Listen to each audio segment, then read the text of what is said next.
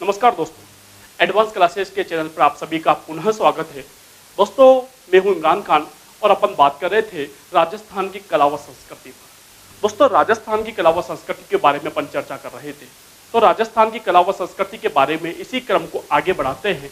और दोस्तों, अपन ने इससे पहले वाली क्लास में जो टॉपिक पढ़ा था वो दोस्तों राजस्थान की कला संस्कृति के अंदर दोस्तों अपन ने राजस्थान की रीति रिवाजों के बारे में बात की थी। राजस्थान के रीति रिवाज और राजस्थान की संस्कारों के बारे में अपन ने बात की थी। आज दोस्तों अपन जो बात करने की कोशिश करेंगे, जिसको समझने की कोशिश करेंगे दोस्तों, वो टॉपिक है, नया टॉपिक स्टार्ट कर रहा हूं। और वो टॉपिक जो आज स्टार्ट करेंगे वह है दोस्तों अपन राजस्थान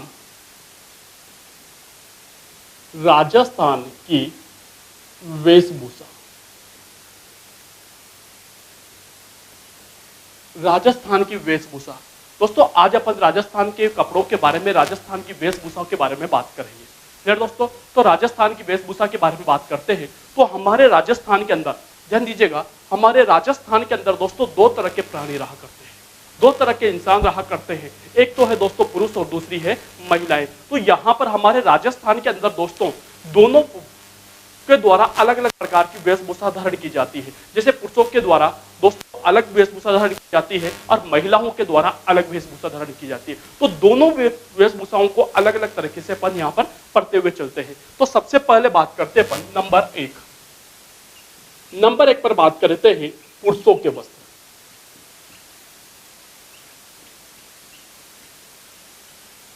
आज जो अपन बात करेंगे दोस्तों वो करेंगे पुरुषों के वस्त्रों में, यानी पुरुषों के द्वारा दोस्तों जो भी वस्त्र, जो भी परिधान, जो भी वेशभूषा पहनी जाती है, आज उनके बारे में अपन चर्चा करेंगे। तो दोस्तों पुरुषों के बारे में सबसे पहले बात करता हूं, मैं ऊपर से लेता हूं, सिर से पैर तक की ओर चलेंगे। तो सबसे पहले सिर की बात करें तो सबसे पहले साफा। दोस्तों जो साफा होता है इसे पगड़ी भी कहा जाता है। दोस्तों साफे को ही क्या कहा जाता है? पगड़ी भी कहा जाता है। और साफे को ही दोस्तों आपके फेंटा भी कहा जाता है। साफे को ही फेंटा कहा जाता है।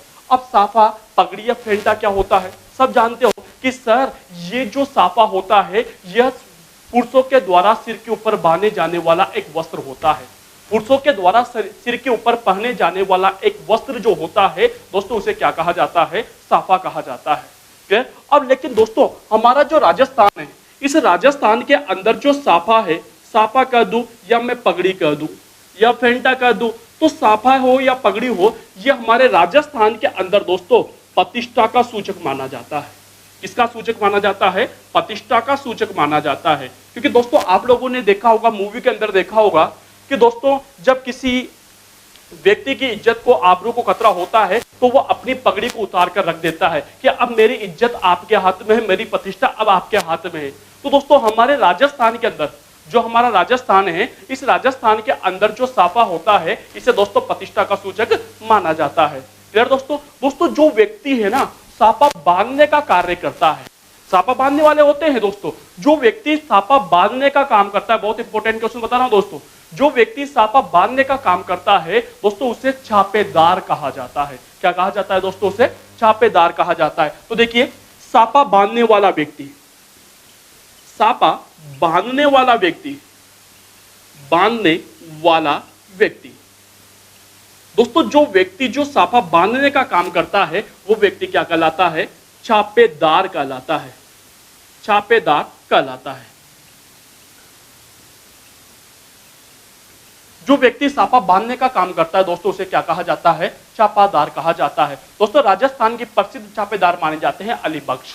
क्या माने जाते हैं? अली बख्श जी राजस्थान के प्रमुख छापेदार माने जाते हैं। जो पगड़ी होती है दोस्तों वो राजस्थान के अंदर जोधपुर की सबसे ज्यादा फेमस मानी जाती है। क्लियर यहां तक? अब दोस्तों बात करता हूं, दोस्तों हमारा राजस्थान जो है वो बहुत बड़ा है। दोस्तों हमारा राजस्थान जो है वो क्षेत्रफल की दृष्टि से राजस्थान का भारत का सबसे बड़ा राज्य है। दोस्तों पूरे राजस्थान जो है पूरे भारत का सबसे बड़ा राज्य माना जाता है सर। तो दोस्तों इतने बड़ा राजस्थान है और हमारे राजस्थान के अंदर है ना दोस्तों अलग अलग संप्रदाय रहते हैं, अलग अलग त्योहार मनाए जाते हैं। तो हमारे राजस्थान के अंदर ध्यान दीजिएगा दोस्तों मेरी बात पर, हमारे राजस्थान के अंदर अलग अलग उत्सवों पर, अलग अलग त्योहारों पर, अलग अलग ओकेशन पर अलग अलग प्रकार की पगड़ियां बांधी जाती है। सब अलग अलग प्रकार की होती है। जैसे मैं बात करूं आप लोगों से, सबसे पहले बात करता हूं मैं नंबर एक विभिन्न प्रकार की पगड़ियां। देखिए आप, विभिन्न प्रकार की पगड़ियां, विभिन्न प्रकार की पगड़ियां कौन कौन सी पगड़ियां हैं? नंबर 1, अगर अपन यूं बात करें कि सर दशहरा, दशहरे के अवसर पर दोस्तों जब दशहरा होता है तो उस अवसर पर कौन सी पगड़ी बांधी जाती है? जब हमारा दशहरा मनाया जाता है तो दोस्तों वहां पर दशहरे के टाइम पर जो है वो कौन सी पगड़ी बांधी जाती है? तो दोस्तों ध्यान दीजिएगा, दशहरे के अवसर पर जो पगड़ी बांधी जाती है दोस्तों उसका नाम है मंदिर। कौन सी पगड़ी बांधी जाएगी? मंदिर पगड़ी बांधी जाएगी। वो दोस्तों कई बार पूछा जा चुका है कि राजस्थान में दशहरे के अवसर पर कौन सी पगड़ी बांधी जाती है? मंदिर पगड़ी बांधी जाती है। नंबर 2 पर बात करता हूं दोस्तों, मैं बात कर लेता हूं आप लोगों से विवाह पर। तो विवाह के अवसर पर दोस्तों हमारे राजस्थान के अंदर जब विवाह होता है तो उस अवसर पर आप लोगों ने देखा होगा कि बारात वाले पगड़ी बांध बांध कर आते हैं। तो दोस्तों हमारे राजस्थान के अंदर विवाह के अवसर पर जो पगड़ी बांधी जाती है दोस्तों, वो जो पगड़ी होती है वो होती है मोटड़े की पगड़ी। कौन सी पगड़ी मानी जाती है? मोटड़े की पगड़ी बांधी जाती है। तो विवाह के अवसर पर दोस्तों कौन सी पगड़ी बांधी जाएगी? मोटड़े की पगड़ी बांधी जाएगी। फिर दोस्तों नंबर 3 पर बात करता हूं। देखिए अलग अलग अवसरों पर अलग अलग प्रकार की पगड़ियां। नंबर 3 पर बात करता हूं, मैं बात कर लेता हूं आप लोगों से होली कर। जब होली आती है तो होली के अवसर पर तो आपसे एग्जामिनर पूछे कि होली के अवसर पर कौन सी पगड़ी बांधी जाती है, तो ध्यान दीजिएगा दोस्तों, जब होली आती है तो उस समय दोस्तों आपके फूल पत्तियों की पगड़ी बांधी जाती है। दोस्तों फूल पत्तियों की पगड़ी, होली के टाइम पर जब होली आती है तो दोस्तों वहां पर कौन सी पगड़ी बांधी जाएगी? फूल पत्तियों की पगड़ी बांधी जाएगी।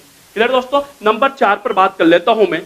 एक महीना होता है दोस्तों आपके सावन के महीने में, जो सावन का महीना होता है, सावन के महीने में दोस्तों जो सावन का महीना होता है तो सावन के महीने के अंदर दोस्तों आपके लहरिये की पगड़ी बांधी जाती है। दोस्तों लहरिये की पगड़ी, सावन के अवसर पर कौन सी पगड़ी बांधी जाएगी? लहरिये की पगड़ी बांधी जाएगी। अब दोस्तों सावन के अंदर 2 इंपॉर्टेंट त्योहार आते हैं, ध्यान दीजिएगा। हिंदू संप्रदाय का सबसे पवित्र महीना माना जाता है सावन का। सावन के अंदर दोस्तों 2 प्रमुख त्योहार माने जाते हैं। एक तो होती है छोटी तीज। छोटी तीज के आपसे एग्जामिनर यूं भी पूछ सकता है, सावन ना देकर यूं पूछ ले डायरेक्ट कि छोटी तीज के अवसर पर कौन सी पगड़ी बांधी जाती है, तो वहां पर भी लहरिये की बात करूंगा। और दोस्तों सावन के अंदर ही आता है आपके रक्षाबंधन, भाई बहन का प्यार वाला त्योहार रक्षाबंधन। दोस्तों रक्षाबंधन के अवसर पर भी कौन सी पगड़ी बांधी जाएगी? दोस्तों आपके लहरिये की पगड़ी बांधी जाएगी। क्लियर दोस्तों? आ जाइए नंबर 5। सावन हो गया, तो अब बात करता हूं मैं युद्ध पे आ जाता हूं। युद्ध के अवसर पर ध्यान दीजिएगा, युद्ध के अवसर पर दोस्तों जब युद्ध का टाइम होता है तो वहां पर हमारे राजपूत सैनिकों के द्वारा, राजस्थान के सैनिकों के द्वारा दोस्तों वहां पर आपके केसरिया पगड़ी बांधी जाती है। कौन सी पगड़ी बांधी जाएगी दोस्तों? केसरिया पगड़ी। जब युद्ध का टाइम होता है तो वहां पर जो पगड़ी बांधी जाएगी वो कौन सी पगड़ी होगी दोस्तों? आपके युद्ध के अवसर पर केसरिया पगड़ी होगी। केसरिया रंग की जो पगड़ी होगी वो यहां पर पहनी जाएगी। क्लियर दोस्तों? अब दोस्तों कुछ जाति विशेष भी बात कर लेता हूं। एक जाति है दोस्तों आपके सुनार जाति के द्वारा दोस्तों जो सुनार जाति है उसके द्वारा दोस्तों आपके आटेदार पगड़ी बांधी जाती है। आटेदार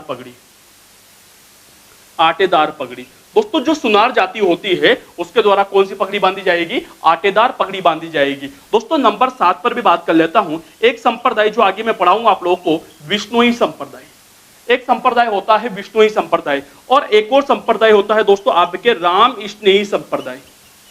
विष्णुई व राम स्नेही 2 संप्रदाय आगे पढ़ाऊंगा मैं, आप लोग को जब धार्मिक आंदोलन पढ़ाऊंगा तो वहां पर इनके बारे में डिटेल से आपको समझाने की कोशिश करूंगा। तो विष्णुई व राम स्नेही संप्रदाय जो होता है इनके द्वारा दोस्तों आपके सफेद पगड़ी बांधी जाती है। दोस्तों कौन सी पगड़ी बांधी जाती है? सफेद पगड़ी बांधी जाती है। तो आपसे एग्जामिनर पूछ ले कि विष्णु या राम संप्रदाय के द्वारा, राम स्नेही संप्रदाय के द्वारा कौन सी पगड़ी बांधी जाती है, तो वहां पर आपका आंसर क्या होना चाहिए? सफेद पगड़ी बांधी जाती है। क्लियर दोस्तों? यहां तक सबको समझ में आ गया होगा, कोई डाउट?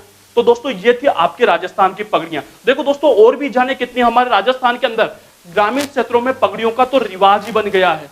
आज भी आपके गांव के अंदर, मेरे गांव के अंदर दोस्तों जो बुजुर्ग व्यक्ति होते हैं वो दोस्तों आज भी पगड़ियां बांधते हैं, आज भी साफा बांधते हैं। ठीक है दोस्तों? तो राजस्थान जो है उसकी पहचान ही पगड़ी है भाई। हमारे राजस्थान की जो पहचान है वही क्या है दोस्तों? पगड़ी मानी जाती है। क्लियर दोस्तों, यहां तक सबके कंप्लीट। तो दोस्तों ये था आपके पगड़ी। पगड़ी समझ में आ गया। तो दूसरा वस्त्र स्टार्ट कर देता हूं। तो पगड़ी जो है दोस्तों, पगड़ी हमारे राजस्थान के अंदर दोस्तों प्रतिष्ठा का सूचक मानी जाती है। जो पगड़ी होती है वह आपके सिर के ऊपर पहने जाने वाला एक वस्त्र होता है। क्लियर दोस्तों। अब बात करता हूं नंबर 2 पर। नंबर 2 पर बात करूं दोस्तों, आप लोगों से मैं एक बात करूंगा अंगरखी की। अंगरखी या फिर मैं कहूंगा इसे दोस्तों बुक्तरी। अंगरखी या बुक्तरी की बात करूंगा दोस्तों। अंगरखी व बुक्तरी क्या होता है समझना। आप अधिकांश बच्चे जो पढ़ रहे हो वो दोस्तों ग्रामीण क्षेत्र से बिलोंग करते होंगे और गांव में रह जाते होंगे। गांव के अंदर जो बुजुर्ग व्यक्ति होते हैं वो एक विशेष प्रकार की बनियान पहनते हैं। ठीक, तो दोस्तों वैसे सेम टू सेम वैसे एक बनियान होती है।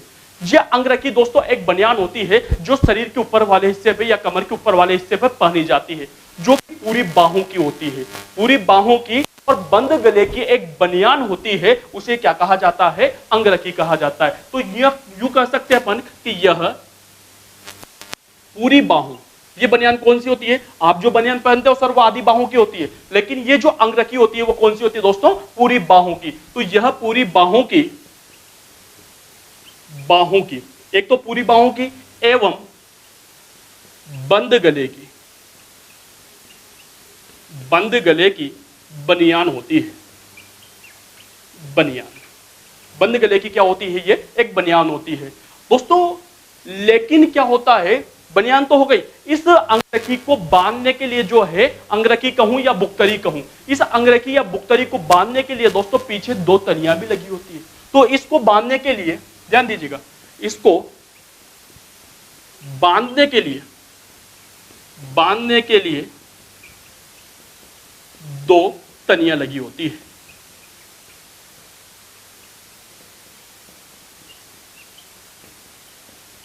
इसको बांधने के लिए पीछे क्या लगी होती है? 2 तनियां लगी होती है। वही जो वस्त्र होता है दोस्तों, इसे क्या कहा जाता है? अंगरखी कहा जाता है। यानी यह एक बनियान नुमा एक वस्त्र होता है जो कि पूरी बाहों का होता है और बटन नुमा होता है, बटन के लिए होता है। साथ में बात करूं, इसको बांधने के लिए क्या लगी होती है? 2 तनियां लगी होती है। वो जो वस्त्र होगा दोस्तों उसे क्या कहा जाएगा? अंगरखी। कहां पर पहना जाएगा? पुरुषों के द्वारा कमर के ऊपर वाले हिस्से में पहना जाता है। क्लियर दोस्तों। नंबर 3 पर बात करता हूं। दोनों वस्त्र समझ में आ गए। तीसरी पे आ जाइए। तीसरा है दोस्तों आपके पास चोगा। तीसरा वस्त्र जो है दोस्तों वह है चोगा। अब चोगा क्या होता है सर? दोस्तों वह अंगरखी बनियान, उसको ऊपर एक कोट पहना जाता है। वो जो कोट होता है ना दोस्तों, उसे क्या कहा जाता है? चोगा कहा जाता है। लेकिन दोस्तों ध्यान दीजिएगा, चोगा जो है यह रेशम और मखमल का बना होता है। रेशम व मखमल का बना हुआ काला कोट। ध्यान दीजिएगा, लिखता हूं मैं, रेशम व मखमल का बना काला कोट। रेशम व मखमल का बना हुआ काला कोट क्या कहलाता है? चोगा कहलाता है। अब ध्यान दीजिएगा, मैंने कहा रेशम व मखमल का, कहां पहना जाता है दोस्तों? गांव में पहना जाता है। और आपको भी पता होगा गांव के अंदर जो है वह होते हैं गरीब किसान लोग होते हैं। अब दोस्तों रेशम जो है या मखमल या रेशम की बात करूं, ये होते हैं महंगे होते हैं दोस्तों। अब गांव के लोग जो है दोस्तों इसको कैसे पहनेंगे? तो दोस्तों गांव के अंदर इस चोगे को वही पहनता था जो पैसे वाला हो। जो अमीर आदमी होता है वही चोगे को पहनता है भाई। ध्यान दीजिएगा, जो अमीर आदमी होता है, जो आपके पैसे वाला होता है, वही चोगे का यूज करता है। तो दोस्तों चोगा पहनकर निकलोगे तो आदमी का पता चल जाएगा कि यार ये पैसे वाला है, जब भी चोगा पहन रखा है। अरे चोगा को अंग्रेजी बोल देता हूं, अंग्रेजी में जल्दी समझ में आ जाएगा। अंग्रेजी में से कहा जाता है ब्लेजर। ब्लेजर का नाम तो सुना होगा। जो ब्लेजर होता है वही क्या कहलाता है? चोगा कहलाता है। अब ब्लेजर जो है दोस्तों ये महंगा आता है। अब गांव के लोग इसे कहां से पहनेंगे? अभी भी आप मार्केट में जाओ, 4-5 हजार रुपए से कम नहीं आता सर। ब्लेजर जो है 4-5 हजार रुपए से कम नहीं आता है। तो दोस्तों गांव के बेचारे गरीब आदमी होते हैं, वो कैसे पहनेंगे? तो दोस्तों इसको कौन पहनेगा? जो पैसे वाला होगा। ठीक है, इसलिए दोस्तों जो चोगा होता है यह प्रतिष्ठा का सूचक माना जाता है, या प्रतिष्ठा की जगह मैं कह दूं यह संपन्नता का प्रतीक माना जाता है। संपन्नता का प्रतीक माना जाता है। ये जो होता है चोगा वो संपन्नता का प्रतीक माना जाता है। क्यों? क्योंकि दोस्तों इसको कौन पहनेगा? जो पैसे वाला होगा, जो अमीर होगा, जो संपन्न व्यक्ति होगा वही चोगे का यूज करता है। इसलिए दोस्तों इस ब्लेजर को, इस चोगे को संपन्नता का प्रतीक माना गया है। क्लियर दोस्तों? अगला देखिए नंबर 4, पायजामा। अगला है पायजामा। डायरेक्ट लिखता हूं, समझ जाओगे। पायजामा आप जानते हो कि पुरुषों के द्वारा कमर के नीचे जो एक ढीला ढाला नुमा वस्त्र पहना जाता है उसे पायजामा कहा जाता है। ठीक है, तो पुरुषों के द्वारा, क्योंकि अपन पुरुषों के वस्त्र पढ़ रहे हैं, तो पुरुषों के द्वारा कमर के नीचे पहने जाने वाला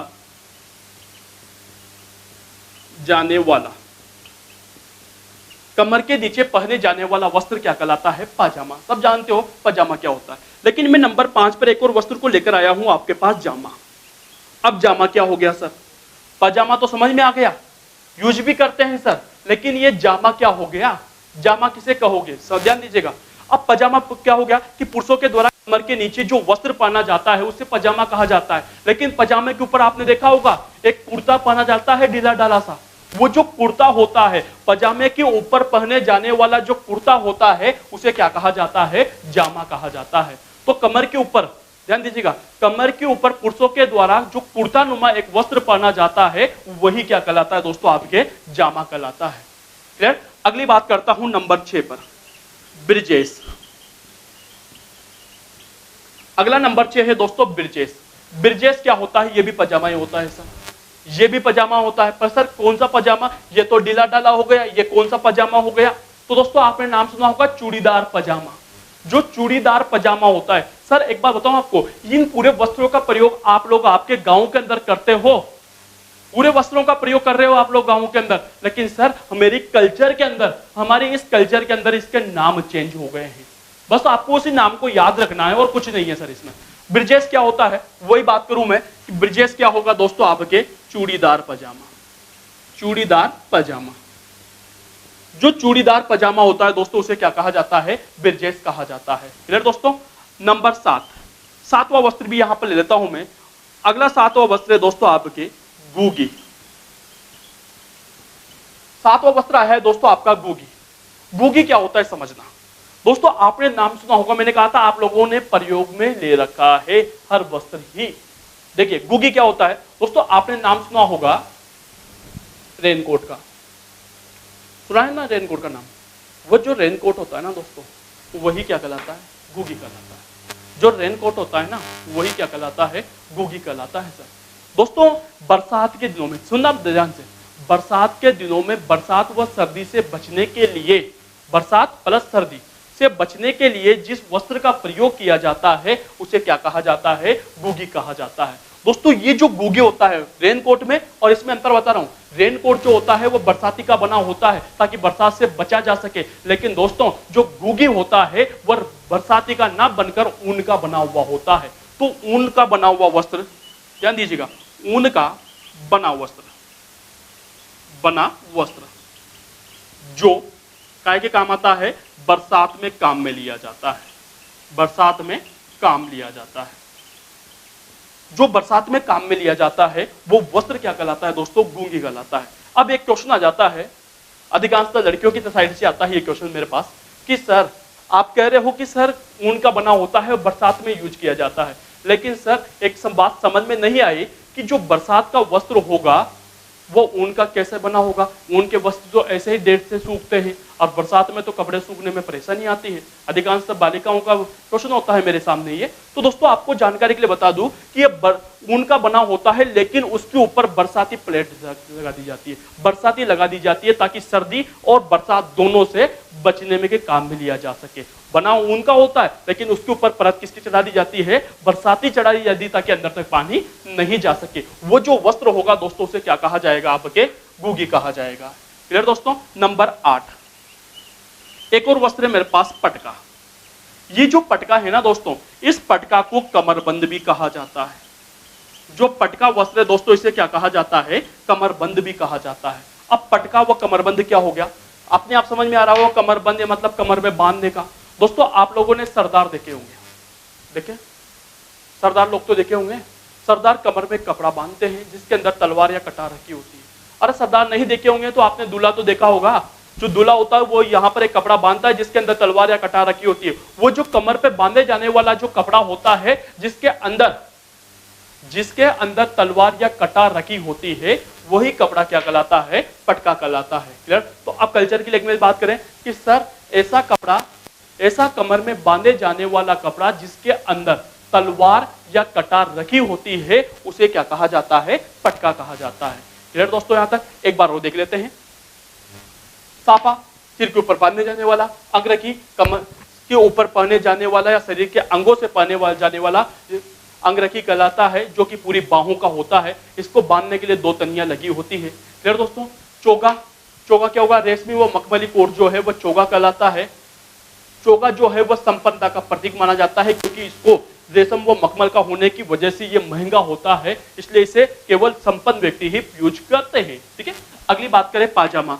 सब जानते हो कि पुरुषों के द्वारा नीचे कमर के नीचे पहने जाने वाला एक वस्त्र होता है जामा। पजामे के ऊपर जो कुर्ता पहना जाता है उसे जामा कहा जाता है। ब्रजेश, यह एक चूड़ीदार पजामा होता है। यह एक चूड़ीदार पजामा होता है जो कि पुरुषों के द्वारा पहना जाता है। गुगी, बरसात में बचने के लिए ऊन से बना हुआ वस्त्र का प्रयोग किया जाता है, जिसे गुगी कहा जाता है। पटका क्या होगा दोस्तों? ऐसा कपड़ा जो कमर में बांधने के प्रयोग में लिया जाता है, जिसके अंदर तलवार व कटार रखी होती है, उसे क्या कहा जाता है? क्या कहा जाएगा दोस्तों? उसे पटका कहा जाता है। और इसे ही क्या कहा जाता है? कमरबंद भी कहा जाता है, क्योंकि ये कमर के बांधने में प्रयोग में लिया जाता है। क्लियर दोस्तों? अगली बात करता हूं आप लोगों से। कौन सा था? नंबर 10। अगला कपड़ा दोस्तों, अपन राजस्थान की वेशभूषा की बात कर रहे हैं, तो अगला वस्त्र की बात करें अपन, तो अगला वस्त्र है दोस्तों आपके आत्म सुख। आत्म सुख दोस्तों, आत्म सुख क्या होता है समझना। आत्म सुख, सुख देने, आत्म यानी आत्मा, सुख का मतलब सुख, आत्मा को सुख देने वाला। अब दोस्तों ये क्या होता है? यह सर्दी के दिनों में, ध्यान देना, सर्दी के दिनों में ओढ़े जाने वाला, सर्दी में, ध्यान दीजिए, लिख के बताता हूं मैं आपको, सर्दी में ओढ़े जाने वाला, ओढ़े जाने वाला कंबल नुमा वस्त्र।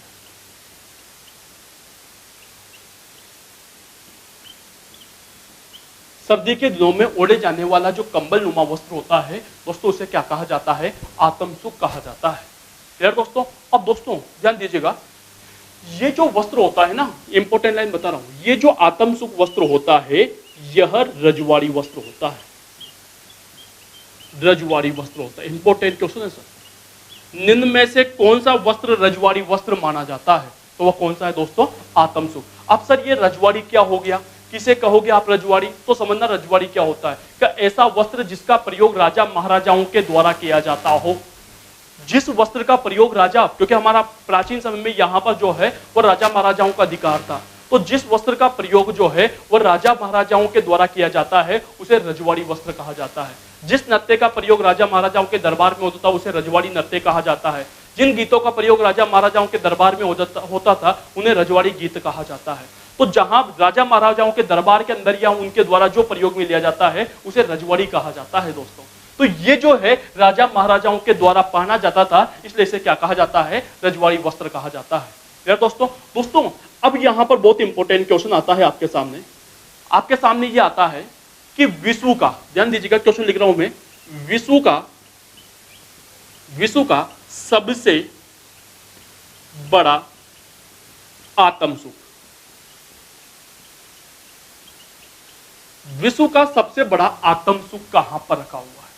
विश्व का सबसे बड़ा आत्म सुख कहां पर है? बहुत अच्छा क्वेश्चन बन जाता है सर, बहुत इंपॉर्टेंट क्वेश्चन बन जाता है कि विश्व का सबसे बड़ा आत्म सुख कहां पर है। तो दोस्तों ध्यान देना, विश्व का सबसे बड़ा जो आत्म सुख है वो आपके सिटी पैलेस में रखा हुआ है दोस्तों। कहां पर रखा हुआ है दोस्तों? City palace. और सिटी पैलेस कहां पर है दोस्तों? आपके जयपुर के अंदर है। कहां पर है दोस्तों? जयपुर में। तो आपसे एग्जामिनर पूछे कि विश्व का सबसे बड़ा आत्म सुख कहां पर रखा हुआ है, तो आपका आंसर क्या होगा दोस्तों? सिटी पैलेस जयपुर में रखा हुआ है। क्लियर दोस्तों? ये तो हो गई आत्म सुख की बात। लेकिन मेरे पास एक नोट लगाकर एक चीज और बताना चाहूंगा मैं आप लोग को। यहाँ पर ही विश्व की बात कर रहा हूं, हालांकि मेरे को पगड़ी में लिखाना चाहिए था, लेकिन यहाँ पर इसलिए नहीं लिखाया ताकि दोनों में कंपेयर हो जाए आप लोगों का। देखिए विश्व की सबसे बड़ी पगड़ी, अब क्वेश्चन चेंज हो गया सर, अब क्वेश्चन चेंज हो गया कि विश्व की सबसे बड़ी पगड़ी कहां पर रखी हुई है, पूरे वर्ल्ड की सबसे बड़ी पगड़ी कहां पर है। तो दोस्तों बता दो आप लोग को कि विश्व की जो सबसे बड़ी पगड़ी है वह आपके बागोर की हवेली में रखी हुई है। दोस्तों कहां पर रखी हुई है, बागोर की हवेली। विश्व की सबसे बड़ी जो पगड़ी है वो बागोर की हवेली में रखी है, और बागोर की हवेली जो है दोस्तों ये आती है आपके उदयपुर के अंदर। कहां पर आएगी दोस्तों, उदयपुर के। तो विश्व की सबसे बड़ी पगड़ी कहां पर रखी हुई है, बागोर की हवेली में। जबकि विश्व का सबसे बड़ा विश्व का सबसे बड़ा आतंक सुख कहां पर रखा हुआ है, सिटी पैलेस जयपुर में रखा हुआ है। क्लियर। अगला नंबर 11, आतंक सुख समझ में आ गया। नंबर 11 बात करूं मैं आप लोगों से अगोचा। अगोचा क्या होता है समझना दोस्तों आप लोग गर्मी के दिनों में एक वस्त्र का यूज करते हो जिसे कहा जाता है साफी का प्रयोग करते हो। तो दोस्तों ग्रामीण क्षेत्रों में पुरुषों के द्वारा या बालकों के द्वारा गले में डाले जाने वाली जो साफी होती है, साफी लिख देता हूं मैं, समझ जाओगे आप लोग। साफी पुरुषों के द्वारा या बालकों के द्वारा गर्मी के दिनों में गले में डाले जाने वाली जो साफी होती है उसे क्या कहा जाता है, आपके अगोचा कहा जाता है। क्या कहा जाएगा दोस्तों, आपके अगोचा कहा जाएगा। ठीक। और जो अगोचा प्रसिद्ध जो अगोचा माना जाता है वो दोस्तों आपके केरी भात का माना जाता है। कौन सा माना जाता है दोस्तों, केरी भात का माना जाता है। तो अगोचा क्या होता है कि पुरुषों के द्वारा गले में डाले जाने वाली जो साफी होती है उसे क्या कहा जाता है, अगोचा कहा जाता है। क्लियर दोस्तों। एक और नंबर 12 पे मैं बात करूं आप लोगों से, वो बात करूंगा आप लोगों से पछेउड़ा। एक और वस्त्र है दोस्तों मेरे पास, पछेउड़ा क्या होता है दोस्तों, ध्यान दीजिएगा कि पुरुषों के द्वारा जो गले में एक सोलनुमा वस्त्र डाला जाता है, पुरुषों के द्वारा गले में एक सोलनुमा, लिख देता हूं मैं, सोलनुमा एक वस्त्र जो डाला जाता है दोस्तों उसे क्या कहा जाता है, पछेउड़ा कहा जाता है। दोनों में अंतर समझिए। अगोचा क्या होगा, एक साफी होगी, यानी छोटी होगी तो वो अगोचा कहलाएगी, और बड़ी होगी तो दोस्तों उसे क्या कहा जाएगा, अगोचा कहा जाएगा। ये दोस्तों आपके ओढ़ने के काम में भी लिया जाता है, ओढ़ने व बिछाने के काम में भी लिया जाता है, बिछाने के में कार्य इसका जो प्रयोग किया जाता है, इसका जो कार्य है वह ओढ़ने और बिछाने दोनों में इसका कार्य का प्रयोग किया जाता है। तो ये कपड़ा क्या कहलाता है, आपके पछेउड़ा कहलाता है। क्लियर दोस्तों। अगला एक और बात करता हूं मैं नंबर 13 पर, सूतना। अब सूतना क्या होता है समझना दोस्तों सूतना क्या होता है वो भी समझाने की कोशिश करता हूं। दोस्तों आपके घरों के अंदर जो है वो छोटे मासूम बच्चे होंगे। अब वह सर्दी के दिनों में दोस्तों एक पजामा पहनते हैं, उनका एक पजामा अलग होता है, बहुत सारे पजामे रखे होते हैं उनके लिए। तो दोस्तों सर्दी के दिनों में बालकों के द्वारा या बच्चों के द्वारा जो पजामा पहना जाता है, वो जो बच्चों का पजामा होता है, वो जो छोटे बच्चों का पजामा होता है दोस्तों उसे क्या कहा जाता है, सूतना कहा जाता है। तो मैं यहां लिख सकता हूं कि छोटे बच्चों का पजामा, छोटे बच्चों का जो पजामा होगा, ध्यान दीजिएगा, छोटे बच्चों का जो पजामा होगा उसे क्या कहा जाएगा, सूतना कहा जाएगा। क्लियर दोस्तों। जो बच्चों का छोटा पजामा होता है दोस्तों उसे क्या कहा जाता है, सूतना कहा जाता है। क्लियर दोस्तों। नंबर 14 और लास्ट कपड़ा अमोवा। अब अमोवा क्या होता है दोस्तों, पहले रंग बता दूं, इसका जो रंग होता है वह खाकी कलर का होता है, खाकी रंग। इसमें जो रंग प्रयोग किया जाता है दोस्तों वो कौन से रंग का किया जाता है, खाकी रंग का प्रयोग किया जाता है। अब लेकिन सर ये अमोवा क्या होता है दोस्तों, जो राजस्थान के अंदर जो शिकारी होते थे, जो शिकार करने के शौकीन होते थे, जो शिकार करने के लिए जाते थे, वो एक विशेष प्रकार का वस्त्र पहनते थे। जब राजा या कोई भी व्यक्ति जब शिकार के लिए जाता था तो दोस्तों शिकार करने से पहले एक विशेष प्रकार का वस्त्र पहना जाता था। वो जो विशेष प्रकार का वस्त्र पहना जाता था उसे क्या कहा जाता है, अमोवा कहा जाता है। तो अमोवा की जगह मैं ये लिख सकता हूं कि शिकारियों के द्वारा शिकार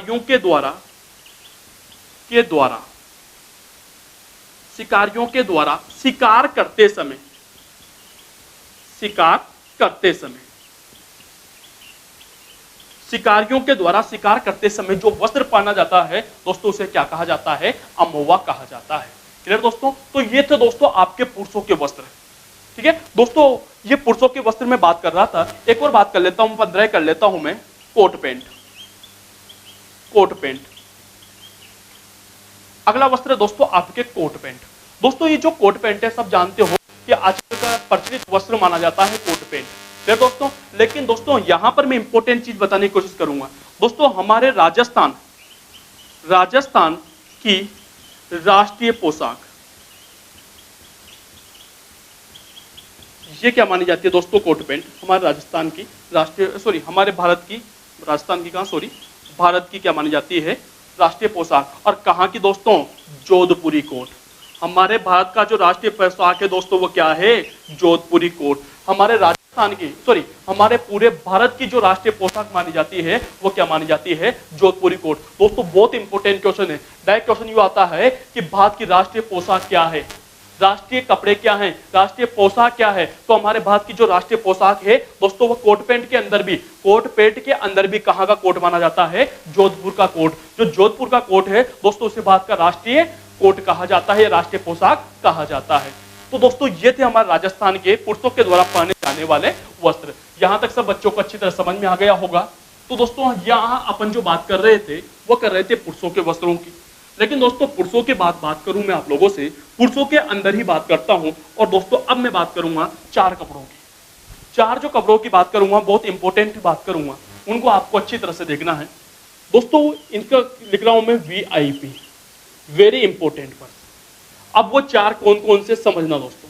अब यहां पर मैंने जो अभी आपसे को समझाने की कोशिश की है वो केवल पुरुषों के वस्त्रों को समझाने की कोशिश की है। लेकिन दोस्तों अब मैं बात जो करना चाहूंगा दोस्तों आप लोगों से आदिवासी। कई बार नहीं कहूंगा मैं तो ये कहूंगा कि अधिकांश एग्जामों में 90% एग्जामों में दोस्तों यहां से क्वेश्चन पुटअप किया जाता है। 90% एग्जामों में दोस्तों यहां से क्वेश्चन पुटअप किया जाता है और वह है दोस्तों आपके आदिवासी पुरुषों के वस्त्र।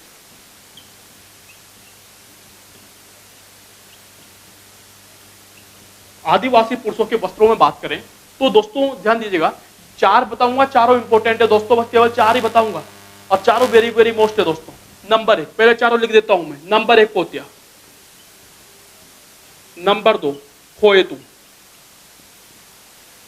नंबर 3 देपाड़ा और नंबर 4 आपका फालू। चारों वस्त्रों को गौर से देख लीजिएगा दोस्तों, काम आएगा चारों। पोतिया, चारों क्वेश्चन में एग्जामों के अंदर चारों में से क्वेश्चन आ चुका है। फिर कह रहा हूं मैं, चारों में से क्वेश्चन आ चुका है और आगे भी आने की संभावना बनती है। हाँ दोस्तों, पोतिया क्या होता है? सबसे पहले अपन ने पुरुषों के वस्त्रों की बात करूंगा। पुरुषों के वस्त्रों में सबसे पहले पढ़ा था अपन ने सापा पढ़ा था। तो पुरुषों का जो सापा होता है, पुरुषों के द्वारा जो सापा पहना जाता है, उसी प्रकार आदिवासी पुरुषों का जो सापा होता है, आदिवासी पुरुषों का क्या होता है? ये सापा होता है। तो आपसे एग्जामिनर पूछेगा आदिवासी पुरुषों का साफा क्या कहलाता है? तो पोतिया कहलाता है दोस्तों। क्या कहलाता है? पोतिया कहलाता है। क्लियर दोस्तों? खोइतू और देपाड़ा दोनों को समझाऊंगा, एक साथ समझने की कोशिश करेंगे। खोइतू क्या होता है समझना। आदिवासी जो पुरुष होते हैं दोस्तों वो धोती पहनते हैं।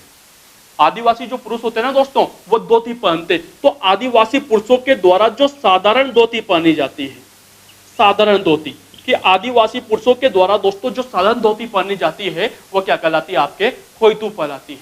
आपसे एग्जामिनर पूछेगा कि आदिवासी पुरुषों की साधारण धोती क्या कहलाती है, तो क्या कहलाएगी? खोइतू कहलाएगी। लेकिन दोस्तों अगर उसी धोती को, आदिवासी पुरुषों ने जो धोती पहन रखी है, अगर उसी धोती को टाइट कर लिया जाए, अगर उसी धोती को तंग कर लिया जाए, तो वो क्या कहलाएगी? आपके देपाड़ा। तो आदिवासी पुरुषों की जो तंग धोती होती है, तंग धोती, आदिवासी पुरुषों की जो तंग धोती होती है दोस्तों उसे क्या कहा जाता है? देपाड़ा कहा जाता है। क्लियर दोस्तों? तीनों को वापस समझाऊंगा। पोतिया आदिवासी पुरुषों का सापा पोतिया कहलाता है। खोइतू आदिवासी पुरुषों की जो धोती होती है, साधारण धोती होती है, उसे खोइतू कहा जाता है। लेकिन उस धोती को अगर टाइट कर लिया जाए तो आदिवासी पुरुषों की जो तंग धोती होगी वो क्या कहलाएगी? देपाड़ा कहलाएगी। क्लियर दोस्तों? अब लास्ट वस्त्र बचा है दोस्तों आपका फालू। फालू क्या होता है सर? फालू क्या होता है? इससे पहले अपन ने पढ़ा था अभी अगोचा मतलब साफी। तो अपन ने कहा था अगोचा, गांव में कहा था अगोचा, लेकिन आदिवासियों का अगोचा, आदिवासियों का अगोचा। अगोचा मतलब तो समझते हो ना दोस्तों यार? अगोचा मतलब होता है साफी। आदिवासियों की जो पुरुषों की साफी होती है उसे क्या कहा जाएगा? फालू कहा जाएगा। अपन की गांव के अंदर गांव के पुरुषों की जो साफी होगी दोस्तों उसे तो अगोचा कहा जाएगा, लेकिन आदिवासी पुरुषों की जो साफी होगी दोस्तों उसे क्या कहा जाएगा? आपके फालू कहा जाएगा। तो चारों वस्त्र समझ में आ गए होंगे आप लोग को। पोतिया, साफा, कोयतू, धोती, सारन धोती, देपाड़ा, तंग धोती और फालू मतलब अगोचा। क्लियर दोस्तों? तो ये थे दोस्तों आपके कौन से वस्त्र? पुरुषों के वस्त्र। दोस्तों अब जो बात करने की कोशिश करेंगे वो नंबर 2 पर बात करते हैं। नंबर 2 दोस्तों, नंबर 2 पर अपन जो बात करेंगे वो बात करेंगे महिलाओं के वस्त्र।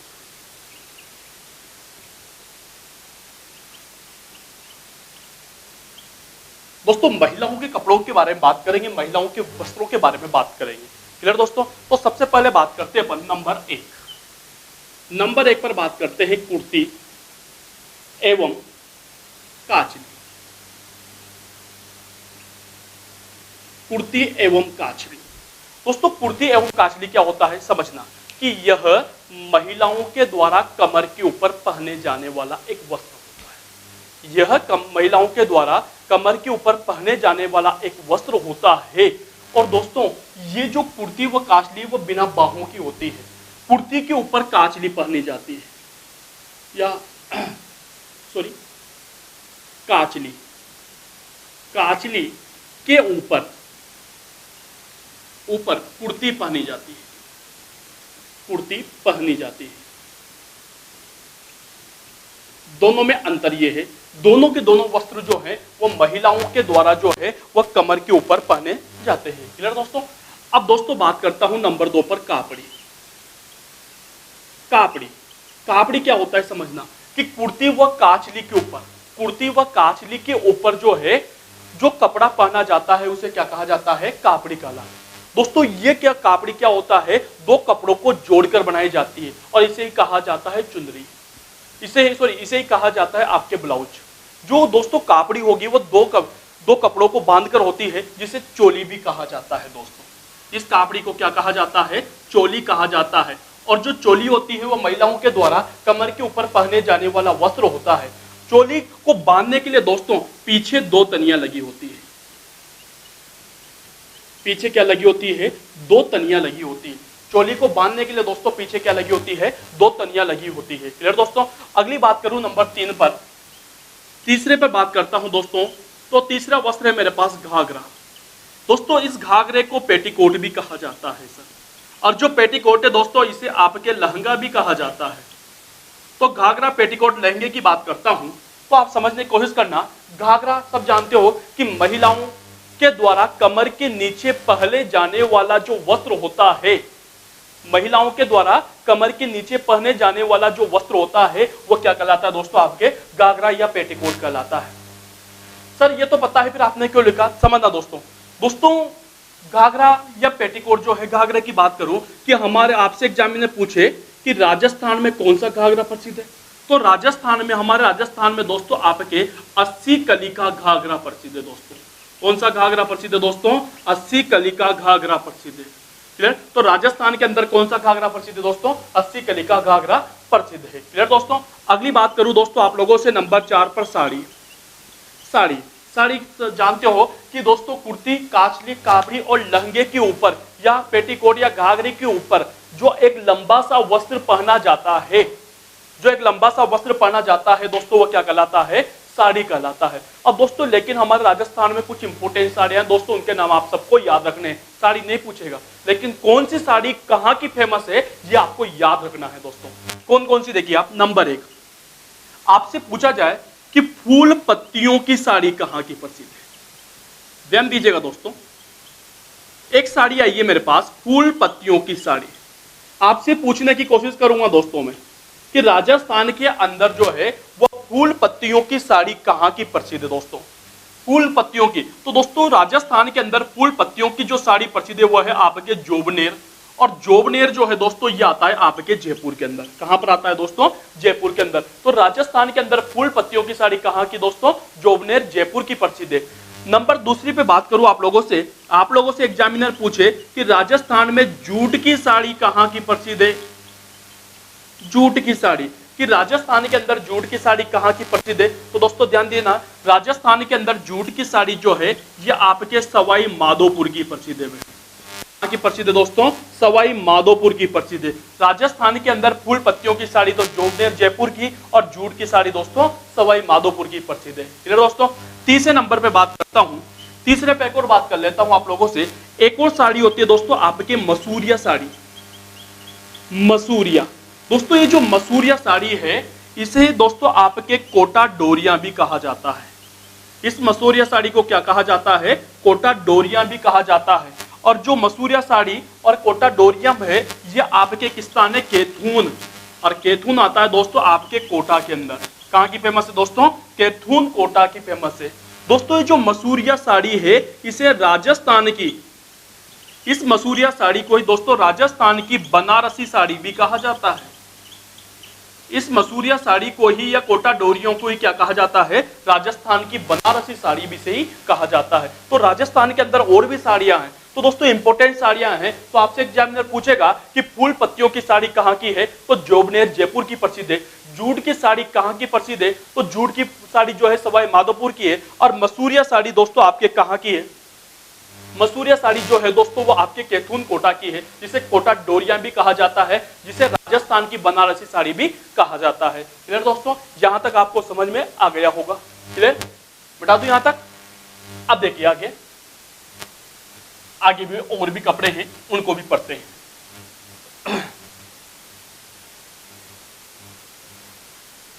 अगला वस्त्र है दोस्तों आपके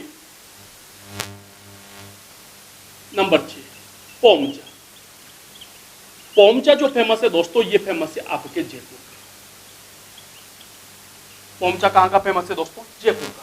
समझना पोमचा क्या होता है कि जब कोई महिला पहली बार, ध्यान दीजिएगा, जब कोई महिला पहली बार मां बनती है या प्रसव धारण करती है तो उसके पीहर पक्ष के लोगों के द्वारा, जब कोई महिला पहली बार मां बनती है ना तो उसके पीहर पक्ष के लोगों के द्वारा कमल के फूल से चित्रित एक ओढ़नी ओढ़ाई जाती है। वो जो ओढ़नी होती है ना दोस्तों उसे क्या कहा जाता है? पोमचा कहा जाता है। और दोस्तों ग्रामीण क्षेत्रों में दोस्तों इसे आपके पीरिया भी कहा जाता है। क्या कहा जाता है? पीरिया कहा जाता है। यानी दोस्तों समझना, अब आपको ग्रामीण क्षेत्र के हिसाब से बात करता हूं तो जल्दी समझ में आएगा। दोस्तों नाम सुना होगा, मैंने पढ़ाया भी आप लोगों को, जामना। जामने के अवसर पर दोस्तों जो महिला मां बनी है जामना दिया जाता है। दोस्तों आप जो महिला मां बनी है उसके पैर पस के लोगों के द्वारा, तो जो महिला मां बनी है उसे दोस्तों एक ओढ़नी ओढ़ाई जाती है, एक चुनरी ओढ़ाई जाती है। वो जो पीले रंग की चुनरी होती है ना दोस्तों उसे क्या कहा जाता है? आपके पोमचा कहा जाता है। कौन सी? ध्यान दीजिएगा, कौन सी महिला को उड़ाया जाएगा? कौन सी महिला को उड़ाया जाएगा? उस महिला को उड़ाया जाएगा जो मां बनी है। क्लियर दोस्तों? अब समझना, अब मेरे पास 3 कंडीशन दोस्तों, 3 कंडीशन, पहली कंडीशन, दूसरी कंडीशन और तीसरी कंडीशन। 3 कंडीशन में आपको समझाने की कोशिश करता हूं। पहली कंडीशन, मैंने कहा कि जो महिला मां बनी है उसे पोमचा उड़ाया जाता है। मान लीजिए कि जो महिला मां बनी है उसके कोई लड़का होता है। ध्यान दीजिएगा दोस्तों, उसके क्या होता है दोस्तों? लड़का होता है। जो महिला मां बनी है उससे क्या होता है? लड़का होता है। अगर लड़का होता है तो उसे कौन से रंग का पोमचा उड़ाया जाएगा? तो दोस्तों ध्यान देना, अगर लड़का होता है तो उसे आपके पीले रंग का पोमचा उड़ाया जाएगा। कौन से रंग का दोस्तों? पीले रंग का उड़ाया जाएगा। लड़का होता है। अब दोस्तों बाई चांस लड़का नहीं होता है और लड़के की जगह उस महिला के, जो महिला मां बनी है उसके लड़की हो जाती है, उस महिला के लड़की होती है तो उसे कौन से रंग का पोमचा उड़ाया जाएगा? तो ध्यान देना, अगर कोई महिला मां बनने के बाद लड़की को जन्म देती है तो दोस्तों वहां पर आपके गुलाबी रंग का पोमचा उड़ाया जाएगा। कौन से रंग का दोस्तों? गुलाबी रंग का पोमचा उड़ाया जाएगा। वापस ध्यान दीजिएगा, लड़का होता है तो पीले रंग का और लड़की होती है तो गुलाबी रंग का पोमचा उड़ाया जाता है। दोनों कंडीशन समझ में आ गई। तीसरी कंडीशन आप लोगों के लिए, सर एक महिला है जो 3 या 4 महीने से गर्भवती है, 4 महीने से प्रेग्नेंट है और उसी समय जब वह गर्भवती थी, वो प्रेग्नेंट थी, उसी समय उसके पति का देहांत हो जाता है। मतलब वो जो महिला है दोस्तों वह क्या हो गई? विधवा हो गई। वह क्या हो गई दोस्तों? विधवा हो गई। अब विधवा होने के बाद वह किसी बच्चे को या बच्ची को, अब किसी को भी जन्म दे, मेरे को कोई मतलब नहीं है, तो तो दोस्तों वो विधवा होने के बाद किसी बच्चे को या बच्ची को, लड़के को या लड़की को जन्म देती है, तो वहां पर कौन सा पोमचा उड़ाया जाएगा? वहां पर कौन सा पोमचा उड़ाया जाएगा? तो ध्यान दीजिएगा कि विधवा महिला जो होती है वहां पर आपके काले रंग का पोमचा उड़ाया जाएगा। कौन से रंग का दोस्तों? काले रंग का पोमचा उड़ाया जाएगा विधवा महिला को। विधवा महिला को काले रंग का पोमचा उड़ाया जाता है, जिसे दोस्तों आपके चीड़ का पोमचा कहा जाता है। क्या कहा जाएगा दोस्तों? चीड़ का पोमचा। तो आपसे एग्जामिनर यूं भी पूछ सकता है कि विधवा महिला को कौन सा पोमचा उड़ाया जाता है? तो चीड़ का पोमचा उड़ाया जाता है। या यूं पूछ ले कि चीड़ का पोमचा कौन सी महिलाओं को उड़ाया जाता है? तो वह विधवा महिला को उड़ाया जाता है। ये जो चीड़ का पोमचा होता है ये दोस्तों आपके हाड़ौती का प्रसिद्ध है। दोस्तों कहां का प्रसिद्ध है? दोस्तों हाड़ौती का प्रसिद्ध है। फिर दोस्तों अगली बात आ गया, लेकिन एक बात छोटी भी बात कर लेता हूं मैं। आपसे एग्जामिनर पूछे कि आदिवासियों का पोमचा कहां का प्रसिद्ध है? आदिवासियों का पोमचा राजस्थान के अंदर आदिवासियों का पोमचा कहां का प्रसिद्ध है? तो राजस्थान के अंदर आदिवासियों का जो पोमचा प्रसिद्ध दोस्तों वो फेमस है आपके सवाई माधोपुर का। कहां का फेमस है? सवाई माधोपुर का फेमस है। क्लियर दोस्तों यहां तक? अब आ जाइए नंबर 7। सातवां वस्त्र की बात करूं आप लोगों से, तो सातवां वस्त्र है दोस्तों आपका लहरिया। लहरिया। एक और बात करूंगा यहां पर मैं 8वें नंबर पर। 8वें नंबर पर बात करूंगा आप लोगों से मोटड़े की। मोटड़ा दोस्तों, लहरिया जो फेमस है वो फेमस है जयपुर का, और मोटड़ा जो फेमस है दोस्तों वो फेमस है आपके जोधपुर का। दोनों को समझाऊंगा, एक साथ लिखाऊंगा अलग अलग। देख लीजिए लहरिया मोटड़ा में क्या अंतर है। पहले लहरिया की बात करता हूं दोस्तों। जो लहरिया है इन दोनों में दोस्तों लहरिया मोटड़े में कोई अंतर नहीं है सर, कोई अंतर नहीं है। केवल अंतर जो है वो केवल डिजाइन का अंतर है। वो भी मैं फोटो बनाकर समझाता हूं आपको, समझना। लहरिया जो है ये सावन के महीने में पहना जाता है दोस्तों। कौन से महीने में? सावन के महीने में। लहरिये का प्रयोग कौन से महीने में किया जाता है? सावन के महीने में। दोस्तों लहरिये का जो प्रयोग है वह आपके सुहागन महिलाओं के द्वारा किया जाता है। किसके द्वारा किया जाएगा? सुहागन महिलाओं के द्वारा। लहरिये का प्रयोग किसके द्वारा किया जाता है? तो आपका आंसर क्या होगा? सुहागन महिलाओं का द्वारा। क्योंकि दोस्तों लहरिया जो है वह सुहाग का प्रतीक माना जाता है। इस लहरिये को जो है वह बालिका प्रयोग नहीं कर सकती है। क्लियर दोस्तों? यही काम यहाँ पर, ये भी सावन के महीने में, ये भी सुहागन महिलाओं के द्वारा सुहाग का प्रतीक। यहां पर भी लिख देता हूं मैं, किसका प्रतीक माना गया है? सुहाग का प्रतीक माना गया है। ठीक है दोस्तों, आ गई समझ में? तो लहरिया सावन के महीने में सुहागन महिलाओं के द्वारा पहना जाता है। मोटड़ा भी वही है। फिर अंतर क्या है सर? लहरिया मोटड़े में अंतर क्या है? तो दोस्तों आपको बता दूं मैं, लहरिया मोटड़े में अंतर नहीं है। केवल क्या अंतर है दोस्तों? डिजाइन का अंतर है। कैसे डिजाइन समझना। पहले लहरिये की बात करता हूं। मान लीजिए ये कपड़ा है, ठीक है, ये कपड़ा है। अगर इस कपड़े पर मैं ऐसी लहरदार धारी बना देता हूं, इस कपड़े पर मैं ऐसी लहरदार धारियां बना देता हूं, लहरदार सीधी धारियां बना दी, तो दोस्तों ये कपड़ा जो बना ये क्या कहलाएगा? आपके लहरिया कहलाएगा। क्या कहलाएगा दोस्तों? लहरिया कहलाएगा। लेकिन अगर इसी कपड़े पर, ये कपड़ा है दोस्तों, ये कपड़ा है, अगर इसी कपड़े पर मैं ऐसी लहरदार सीधी धारियां बना देता हूं, समझना मोटड़ा क्या होता है। अब ऐसी लहरदार सीधी धारियां बना देता हूं तो दोस्तों ये क्या कहलाया? आपका लहरिया कहलाया। लहरिया हुआ। लेकिन इस लहरिये के साथ ही मैं एक और लहरदार धारी बना देता हूं। देखिए आप लोग, लहरिये के साथ ही मैं एक और लहरदार धारी बना देता हूं, तो दोस्तों अब ये जो कपड़ा हुआ ये क्या कहलाएगा दोस्तों? आपके मोटड़ा कहलाएगा। क्या कहलाएगा दोस्तों? मोटड़ा कहलाएगा। तो अगर ध्यान दीजिएगा, अगर एक लहरदार धारी हो, एक लहरदार धारी हो तो उसे दोस्तों लहरिया कहा जाता है। जबकि दो लहरदार धारियां एक दूसरे को काटे, दो लहरदार धारियां एक दूसरे को काटे तो दोस्तों उसे आपके मोटड़ा कहा जाता है। यह याद रखना है, लहरिया जयपुर का प्रसिद्ध है और दोस्तों मोटड़ा जो है वो आपके जोधपुर का प्रसिद्ध है। क्लियर दोस्तों? आगे आठ तक कपड़े समझ में। अगले यहां पर बात करता हूं नंबर 9। नंबर 9 है दोस्तों मेरे पास पौरी। पौरी क्या होती है समझना दोस्तों। विवाह के अवसर पर, बालिकाओं की बात कर रहा हूं, महिलाओं की बात कर रहा हूं मैं, तो विवाह के अवसर पर जो दुल्हन होती है यानी वधू जो होती है, उस वधू के द्वारा जो चुनरी ओढ़ी जाती है उसे क्या कहा जाता है? पौरी कहा जाता है। देखा होगा आप लोगों ने जो वधु है उसकी चुनरी को दोस्तों कौन से कलर की होती है, कौन से कलर की होगी, या तो लाल होगी या फिर गुलाबी होगी। तो लाल कौन से कलर की होगी, एक बात दोबारा बोलना, लाल व गुलाबी, लाल व गुलाबी रंग की, लाल व गुलाबी रंग की वधु की ओढ़नी, वधु की जो ओढ़नी होगी दोस्तों वो क्या कहलाएगी, आपके पौरी कहलाएगी। यानी विवाह के अवसर पर वधु के द्वारा जो लाल या गुलाबी रंग की ओढ़नी ओढ़ी जाती है, चुनरी ओढ़ी जाती है, उसे क्या कहा जाता है, पौरी कहा जाता है। फिर दोस्तों अगला नंबर 10, एक और वस्त्र आता है दोस्तों आपके पास तिलका। एक और वस्त्र आता है दोस्तों आपके पास तिलका। तिलका क्या होता है समझने की कोशिश करेंगे कि बालिकाओं, ध्यान दीजिएगा, सॉरी एक जाति विशेष की बात करूंगा मैं बात करूंगा मुस्लिम संप्रदाय। दोस्तों जो मुस्लिम महिलाएं होती है, मुस्लिम महिलाओं का ध्यान देना दोस्तों, जो मुस्लिम महिलाएं होती है उनके द्वारा एक वस्त्र पहना जाता है जिसे कहा जाता है बुर्का। नाम सुना होगा आप लोगों ने, नाम तो सुना होगा बुर्के का। तो दोस्तों मुस्लिम महिलाओं के द्वारा जो बुर्का पहना जाता है उसे क्या कहा जाता है, तिलका कहा जाता है। तो मुस्लिम महिलाओं का बुर्का, मुस्लिम महिलाओं के द्वारा जो बुर्का पहना जाता है दोस्तों उस बुर्के को ही क्या कहा जाता है, तिलका कहा जाता है। क्लियर दोस्तों। नंबर 11 एक और बात कर लेता हूं दोस्तों, अगला वस्त्र है आपके घाबला। घाबला दोस्तों, घाबला क्या होता है समझना। दोस्तों आपने एक संप्रदाय का नाम सुना होगा, विष्णुई संप्रदाय।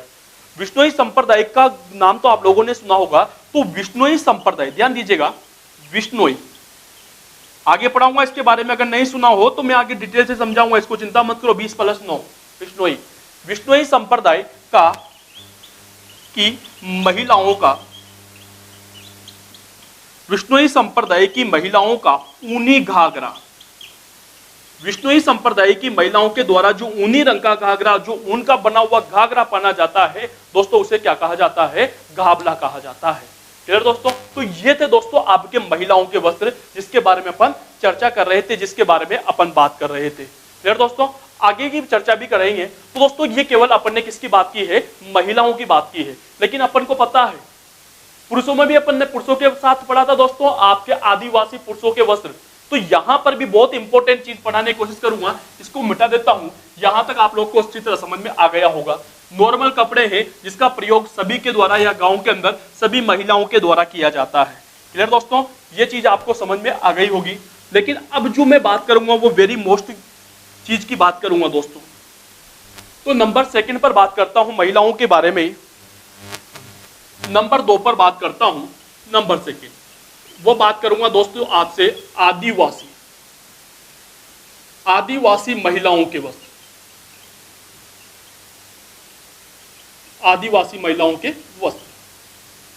इसको VIP कर लेना दोस्तों, वेरी मोस्ट है। क्योंकि दोस्तों एग्जाम के अंदर अधिकांशतः दोस्तों जो क्वेश्चन आते हैं वेशभूषाओं में से वो आदिवासियों में से ही पूछे जाते हैं। सर आदिवासियों में से सबसे ज्यादा कपड़ों के बारे में, वेशभूषाओं के बारे में पूछा जाता है। तो इसको आप लोग इंपोर्टेंट कर सकते हो। ठीक है दोस्तों। पहला वस्त्र, पहला वस्त्र दोस्तों आपके कटकी, पहला वस्त्र दोस्तों कटकी। इस कटकी को ही दोस्तों आपके पाउरी भात की ओढ़नी भी कहा जाता है।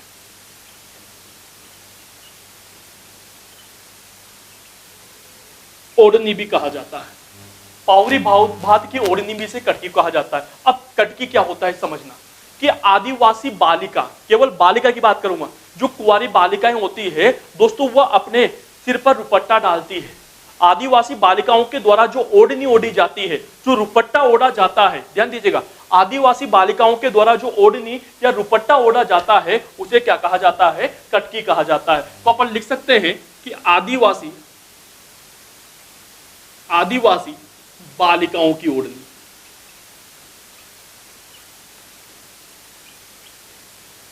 आदिवासी बालिकाओं की जो ओढ़नी है दोस्तों उसे क्या कहा जाता है, कटकी कहा जाता है या पाउरी भात की ओढ़नी कहा जाता है।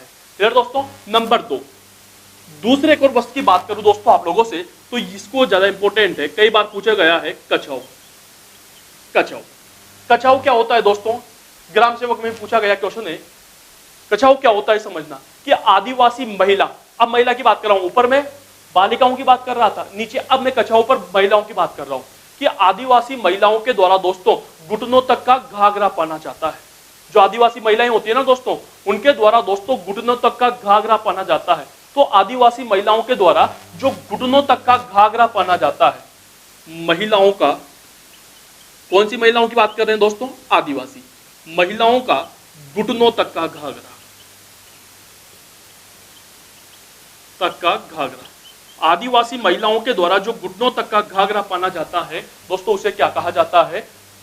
कछाऊ कहा जाता है। दोस्तों ध्यान दीजिएगा, ये क्वेश्चन कई बार आ चुका है पेपर के अंदर, ठीक है। अगला नंबर 3, पीरिया।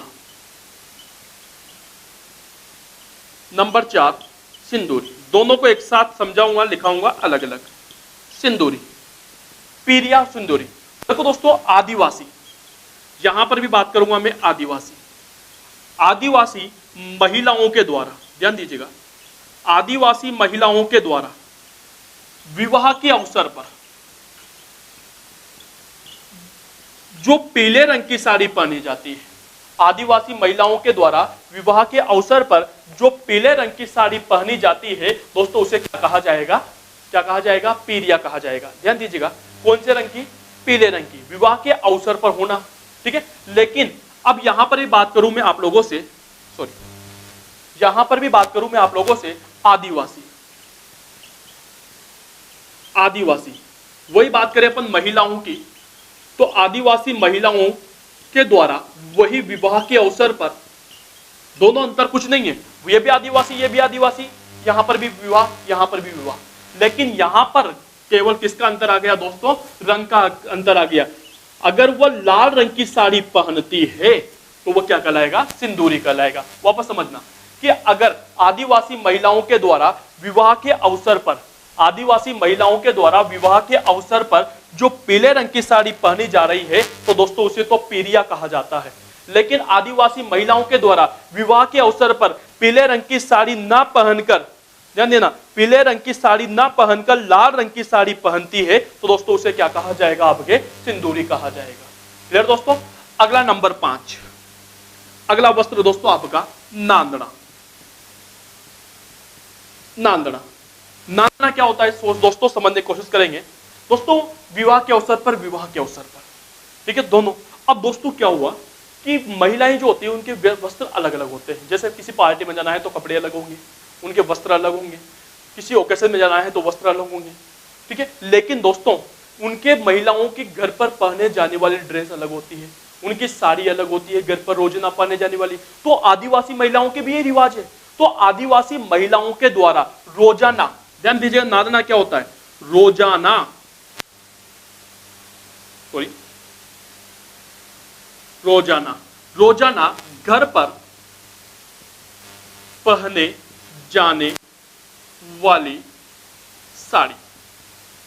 आदिवासी महिलाओं के द्वारा रोजाना घर पर पहने जाने वाली जो साड़ी होगी दोस्तों, वो क्या कहलाएगी? आपके नांदड़ा कहलाएगी। क्लियर दोस्तों? वापस एक बार, कटकी बालिकाओं की ओढ़नी, कछाऊ महिलाओं का घुटनों तक का घाघरा, पीरिया विवाह के अवसर पर पीले रंग की साड़ी, सिंदूरी, सिंदूरी कलर लाल है तो विवाह के अवसर पर लाल रंग की साड़ी, नांदड़ा रोज पहने जाने वाली साड़ी। क्लियर दोस्तों? अब नंबर 7 पर बात करता हूं दोस्तों। एक साड़ी है मेरे पास, एक ओढ़नी है तारा भात की ओढ़नी, एक ओढ़नी है मेरे पास तारा भात की ओढ़नी। समझना दोस्तों, 3-4 ओढ़नियां यहां एक साथ बताऊंगा मैं। नंबर 8, एक है मेरे पास दोस्तों केरी भात की ओढ़नी, केरी भात की ओढ़नी। एक है नंबर 9 पर मेरे पास आप लोगों के लिए, ध्यान दीजिएगा, एक है नंबर 9 पर मेरे पास आप लोगों के लिए केरी भात, तारा भात, केरी भात, ज्वार भात, ज्वार भात की ओढ़नी। और नंबर 10 पर एक और है मेरे पास, वो है दोस्तों आपके लहर भात की ओढ़नी। दोस्तों 4 ओढ़नियां मैंने एक साथ लिखी है और चारों को मैं एक साथ समझाऊंगा, ध्यान देना। तारा भात की ओढ़नी, समझना दोस्तों। अब तारा भात की ओढ़नी कैसी होती है? मान लीजिए फोटो बनाकर समझा रहा हूं, चित्र बनाकर समझा रहा हूं। ये एक ओढ़नी है, समझना, ये एक ओढ़नी। अगर इस ओढ़नी पर मैं तारों की डिजाइन बना देता हूं अगर इस ओढ़नी पर मैंने पूरी ओढ़नी पर दोस्तों तारों की डिजाइन बना दी है, देखिए आप लोग, इस ओढ़नी पर मैंने तारों की डिजाइन बना दी, तो दोस्तों ये ओढ़नी अब क्या कहलाएगी? आपके ताराबाद की ओढ़नी। तो ताराबाद की ओढ़नी किसे कहोगे? कि ऐसी ओढ़नी, ध्यान दीजिएगा, ऐसी ओढ़नी जिसमें तारों की डिजाइन बनी हो दोस्तों, उसे क्या कहा जाएगा? ताराबाद की ओढ़नी कहा जाएगा। अब दोस्तों समझ में आ गया कि ऐसी ओढ़नी जिसमें तारों की डिजाइन बनी हो उसे क्या कहा जाएगा? ताराबाद की ओढ़नी कहा जाएगा। लेकिन दोस्तों किसके द्वारा ओढ़ी जाएगी? किसके द्वारा ओढ़ी जाएगी? ध्यान दीजिए, एक तो आदिवासी, यहां पर लिख देता हूं, मैं पेन चेंज करता हूं,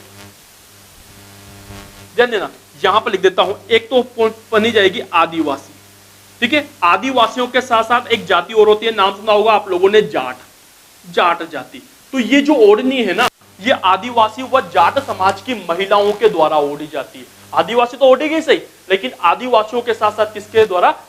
जाट समाज की महिलाओं के द्वारा ओढ़ी जाती है। क्लियर दोस्तों? अब आइए आपके केरीबात की ओढ़नी, इसको थोड़ा बाद में लेता हूं, पहले ज्वारबात की ओढ़नी। ज्वारबात की ओढ़नी क्या होती है समझना। ये एक ओढ़नी, पहले फोटो देखिए आप, चित्र देखिए, ये एक ओढ़नी है दोस्तों। क्लियर? नॉर्मल ओढ़नी। अगर इस ओढ़नी पर आपने ज्वार तो देखी होगी ना, कौन से कलर की होती है दोस्तों? सफेद। कौन से कलर की होगी? सफेद। तो दोस्तों अगर ये प्लेन ओढ़नी है, अगर इस ओढ़नी पर मैं ज्वार के समान छोटी छोटी सफेद बिंदियां बना देता हूं, ये ज्वार के समान छोटी छोटी सफेद बिंदियां बना दी दोस्तों मैंने, ये ज्वार के समान छोटी छोटी सफेद बिंदियां बना दी, तो दोस्तों ये ओढ़नी जो है वो क्या कहलाएगी? आपके ज्वारबात की ओढ़नी कहलाएगी। तो ऐसी ओढ़नी जिसके अंदर ज्वार के समान छोटी छोटी सफेद बिंदियां बनी हो, ऐसी ओढ़नी जिसमें ज्वार के समान छोटी छोटी सफेद बिंदियां बनी हो, उसे क्या कहा जाता है? ज्वारबात की ओढ़नी कहा जाता है। क्लियर दोस्तों? किसके द्वारा दोस्तों? आपके आदिवासी, आदिवासी प्लस जाट, आदिवासी प्लस जाट समाज की महिलाओं के द्वारा। क्लियर दोस्तों? अब बात करता हूं मैं लहरबात की ओढ़नी, ठीक है। अब आ जाइए पहले केरीबात पर। केरीबात की ओढ़नी क्या होगी? मान लीजिए दोस्तों ये ओढ़नी है, ये, ठीक है, यहां पर तो 4 कोने होंगे, इस कोने पर केरी की डिजाइन बना दी जाएगी, इस कोने पर भी केरी की डिजाइन बना दी जाएगी, इस कोने पर भी केरी की डिजाइन बना दी जाएगी, और इस कोने पर भी केरी की डिजाइन बना दी जाएगी। चारों कोनों पर केरी की डिजाइन बनी होगी। अब दोस्तों बीच वाली जगह खाली रह गई, बीच वाली जगह खाली रह गई, तो यहां पर क्या होगा कि यहां पर ज्वार के समान छोटी छोटी सफेद बिंदियां बना दी जाएगी, ज्वार के समान छोटी छोटी सफेद बिंदियां बना दी जाएगी। तो ये ओढ़नी जो है दोस्तों वो क्या कहलाएगी? आपके केरीबात की ओढ़नी। ये ओढ़नी, ऐसी ओढ़नी, ध्यान देना, ऐसी ओढ़नी जिसके चारों कोनों पर केरी की डिजाइन बनी हो, ऐसी ओढ़नी जिसके चारों कोनों पर केरी की डिजाइन बनी हो तथा बीच बीच में ज्वार के समान छोटी सफेद बिंदियां बनी हो, उसे क्या कहा जाएगा? केरीबात की ओढ़नी कहा जाएगा। यह आदिवासियों की प्रमुख ओढ़नी है दोस्तों। कौन से समाज की? आदिवासी की प्रमुख ओढ़नी, आदिवासी की प्रमुख, आदिवासियों की जो प्रमुख ओढ़नी है दोस्तों वह कौन सी है? केरीबात की ओढ़नी है। क्लियर दोस्तों? अब आया है आपके लहरबात की ओढ़नी। लहरबात की ओढ़नी क्या होता है वो भी समझिए। मान लीजिए दोस्तों ये एक ओढ़नी है, ये ओढ़नी है दोस्तों। अब ये ओढ़नी है, अगर इस ओढ़नी पर मैं ऐसी लहरदार धारियां बना देता हूं, समझा चुका मैं पहले भी, ऐसी लहरदार धारी बना देता हूं, तो दोस्तों ये ओढ़नी क्या कहलाएगी? आपके लहरबात की ओढ़नी। तो ऐसी ओढ़नी जिसमें लहरदार सीधी धारियां बनी हो, ऐसी ओढ़नी जिसमें लहरदार सीधी धारियां बनी हो दोस्तों, उसे क्या कहा जाता है? लहरबात की ओढ़नी कहा जाता है। दोस्तों अब बात करें किसके द्वारा ओढ़ी जाएगी, किसके द्वारा यूज की जाएगी, किसके द्वारा पहनी जाएगी, तो दोस्तों ये जो लहरबात की ओढ़नी है, ये एक तो आदिवासियों के द्वारा पहनी जाती है दोस्तों, आदिवासी समाज की महिलाओं के द्वारा पहनी जाती है। साथ में एक समाज और होता है, नाम सुना होगा आप लोगों ने, राजपूत। राजपूत, तो आदिवासी व राजपूत देखा होगा दोस्तों आपने, राजपूत ड्रेस देखा होगा, उनकी जो दुपट्टा होता है, उनकी जो ओढ़नी होती है, उन महिलाओं की जो ओढ़नी होती है उसमें लहरदार धारियां बनी होती है, तो वो भी क्या कहलाती है? आपके लहरबात की ओढ़नी कहलाई। तो ऐसी ओढ़नी जिसके अंदर लहरदार सीधी धारियां बनी हो, उन्हें क्या कहा जाएगा? लहरबात की ओढ़नी कहा जाएगा। क्लियर दोस्तों? नंबर 11, लास्ट कपड़े की बात कर रहा हूं मैं आप लोगों से, कछाऊ। कछाऊ तो गया ना, कछाऊ तो हो गया शायद, हाँ हो गया। नंबर 11, फड़का। नंबर 11 फड़का। अब फड़का क्या होता है दोस्तों? दोस्तों आप लोगों ने एक जाति का नाम सुना होगा, गरासिया। गरासिया जाति, गरासिया जाति का नाम सुना होगा दोस्तों। गरासिया जो है वह आपके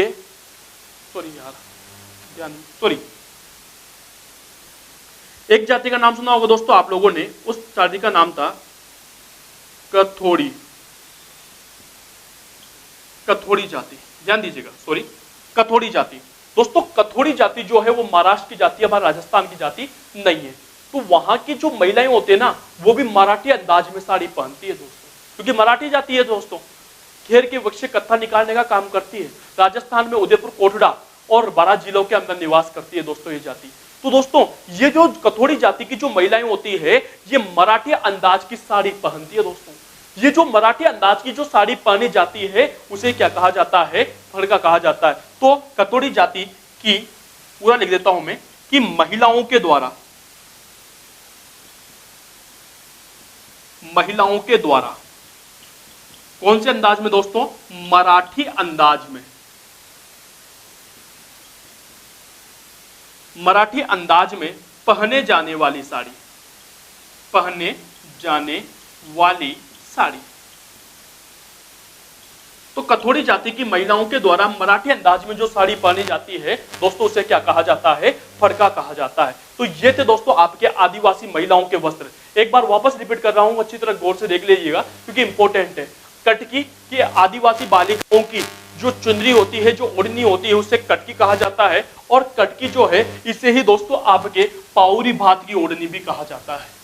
कटकी को ही पाउरी भात की ओढ़नी भी कहा जाता है। कछाऊ, कछाऊ क्या होगा कि आदिवासी महिलाओं के द्वारा जो घुटनों तक का घाघरा पहना जाता है दोस्तों, उसे क्या कहा जाता है? कछाऊ कहा जाता है। पीरिया की बात करूं तो आदिवासी महिलाओं के द्वारा जो विवाह के अवसर पर, कौन से अवसर पर दोस्तों? विवाह के अवसर पर जो पीले रंग की, विवाह के अवसर पर जो पीले रंग की साड़ी पहनी जाती है उसे पीरिया कहा जाता है। और विवाह के अवसर पर ही अगर लाल रंग की साड़ी पहन लोगे, लाल रंग की साड़ी पहन लोगे तो क्या कहलाएगी दोस्तों? सिंदूरी कहलाएगी। नांदना कि आदिवासी महिलाओं के द्वारा रोजाना घर पर पहने जाने वाली जो साड़ी होती है घर पर नॉर्मल पहने जाने वाली साड़ियां, तो जो घर पर रोजाना नॉर्मल पहने जाने वाली जो साड़ी होती है दोस्तों, उसे क्या कहा जाता है? नांदना कहा जाता है। क्लियर? ताराबाद की ओढ़नी, ऐसी ओढ़नी जिसमें तारों की डिजाइन बनी हो, ऐसी ओढ़नी जिसमें तारों की डिजाइन बनी हो, उसे क्या कहा जाता है? ताराबाद की ओढ़नी कहा जाता है। क्लियर दोस्तों? अगली बात करूं आप लोगों से तो केरी बात की ओढ़नी, तो ऐसी ओढ़नी जिसके चारों कोनों पर केरी की डिजाइन बनी हो तथा बीच बीच में ज्वार के समान छोटी छोटी बिंदियां बनी हो, उन्हें केरी बात की ओढ़नी कहा जाता है। जो ये केरी बात की ओढ़नी है दोस्तों, यह आदिवासियों की सबसे प्रसिद्ध ओढ़नी मानी जाती है। क्लियर?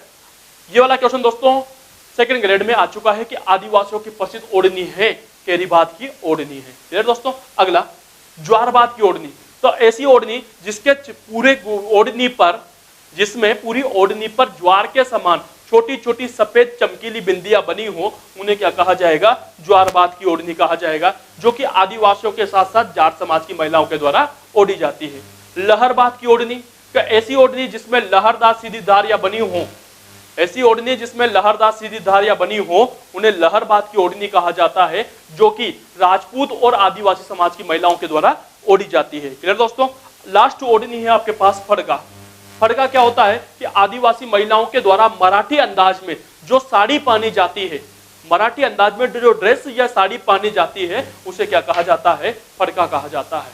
क्लियर दोस्तों? तो ये थे दोस्तों आज जो अपन पढ़ रहे थे, एक टॉपिक खत्म हुआ है राजस्थान की वेशभूषा। ठीक है दोस्तों? तो दोस्तों अब उम्मीद है आप लोग को अच्छी तरह से समझ में आया होगा। ठीक है दोस्तों? इसी मस्ती, इसी उत्साह के साथ आगे भी पढ़ते रहेंगे और आगे भी अपन इन कल्चर के बारे में, कला व संस्कृति के बारे में ज्ञान लेते रहेंगे, चर्चा करते रहेंगे, मस्ती करते रहेंगे और आपकी क्लास जो है वो अगले टाइम पर स्टार्ट होगी। आज की क्लास को मैं यहीं पर खत्म करता हूं। शुक्रिया, धन्यवाद दोस्तों।